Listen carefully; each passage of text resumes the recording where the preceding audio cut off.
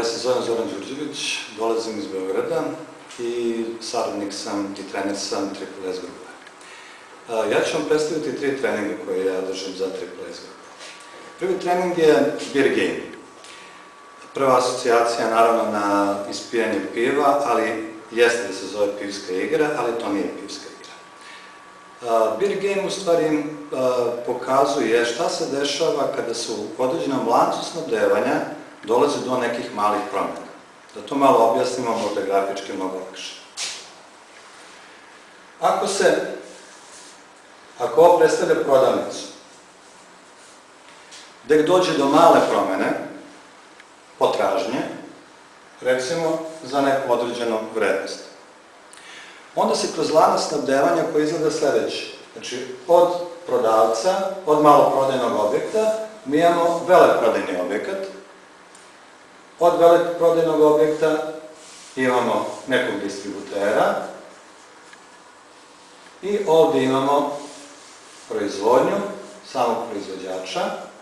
Možemo da pričamo, pošto je beer game, da kažemo recimo da je to neki proizvođač piva. I imamo nabavku. Ova mala promjena koja se desi ovde, u prodavnici, u potražnji, prenosi se na veleprodaju sa mnogo većim efektom. Taj efekat, pošto uvek ovdje imate u lancu, znači više veleprodaja do određenog distributera, kao što ovih više prodavnica imamo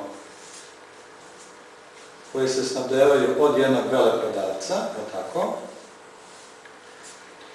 Obično ta neka mala promjena koja se ovde desi i ovde, oni izazivaju mnogo veće promjene ovde, u potražnji, kod distributera. Idući tako, nizvodnim tokom do lanca, do proizvođača, nama se dešava da u proizvodnji promjene budu mnogo veće. Dok u nabavci te promjene, obično ako se radi o nekim nabavci nekih delova i nekih sirovina koja traje duže, po nekoliko meseci, recimo ako se radi o nekom uvozu, naprave ogromne probleme. Taj efekat malog poremećaja u maloprodaji do velikog poremećaja koji se dešava na kraju lanca, zato se ovo zove lanac snabdevanja, znači imamo ako posmatramo nizvodnim tokom, znači od maloprodajnog objekta pa sve do nabavke, taj efekat se povećava i postaje sve veći i veći.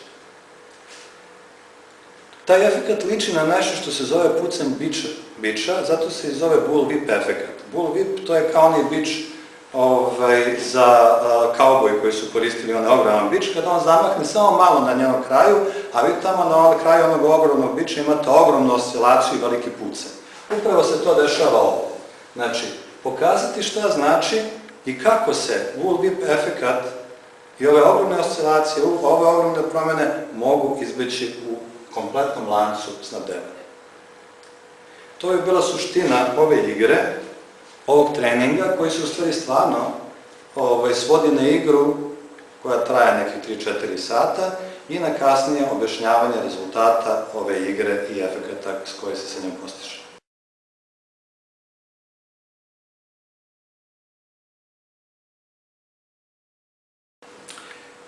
Planiranje proizvodnje je možda jedan od najkomplikovanijih procesa u upravljanju jednim proizvodnim preduzećem. Dodatna komplikacija je ta što praktično planiranje proizvodnje ne može se posmatrati izolovano i planiranje proizvodnje ne počinje u samoj proizvodnji kao što većina ljudi misli. Ako posmatramo proces planiranja proizvodnje kao neki centralni proces, taj proces moramo posmatrati zajedno sa procesom planiranja prodaje. Zato se taj proces planiranja proizvodnje i zove Sales and Operations Planning, ili skraćeno SOP.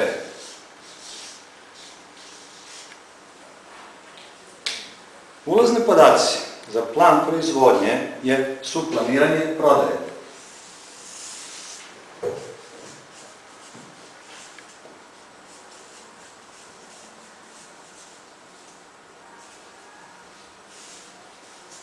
to su inputi koji su nama potrebni zato što se iz planova prodaje dobijaju ulazni podaci za nešto što se zove glavni plan proizvodnje. Glavni plan proizvodnje se kasnije razvija u dva pravca. Jedan pravac je planiranje materijalnih potreba koji se zove MRP.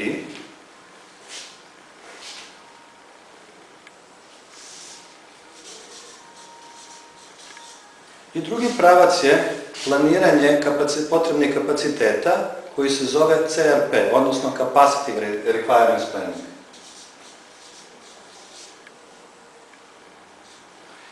Da bismo mogli da uradimo glavni plan proizvodnje, Material Requirements Planning i Capacity Requirements Planning, potrebni su nam podaci takođe iz operative.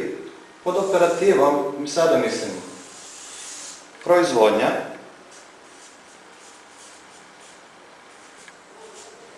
nabavka i logistika.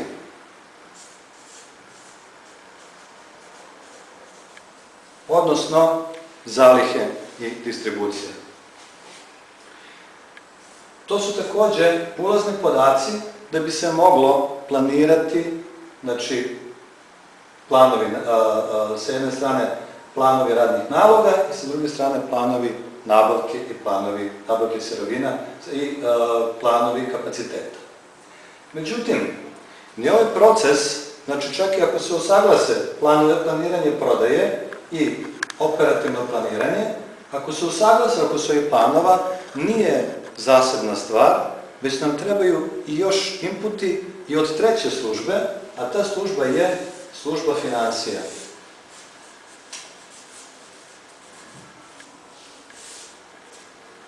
Zašto je to bitno? Zato što ćemo prvo dobiti odgovore da li mi taj plan, da li naše financije, taj naš plan koji smo mi napravili, mogu da isprate sa cash flowom ili ne. Da li je on finansijski ostvariv i na koji način? Takođe, ovaj proces Sales and Operations Planning, pored toga što ima ulazne podatke o raspoloživim kapacitetima, raspoloživim zalihama, raspoloživim nabavkama, takođe daje direktno naloge, kada se plan usvoji, daje direktno naloge za nabavku, naloge za otvaranje radnih naloga i naloge za kako terminirati proizvodnju. I vraća povratnu informaciju, takođe prodaji, šta je ono što je plan prodaje, što je plan želja prodaje, ostvarivo i šta je ono i kako se koriguje plan prodaje, šta je ono što je realan plan prodaje. Da bi sve to još funkcionisalo, potrebno je još jedno uključiti i top management. Top management nam je bitan sa stanovišta da nam da informaciju da li je ono što mi planiramo u skladu sa strateškim planovima firme.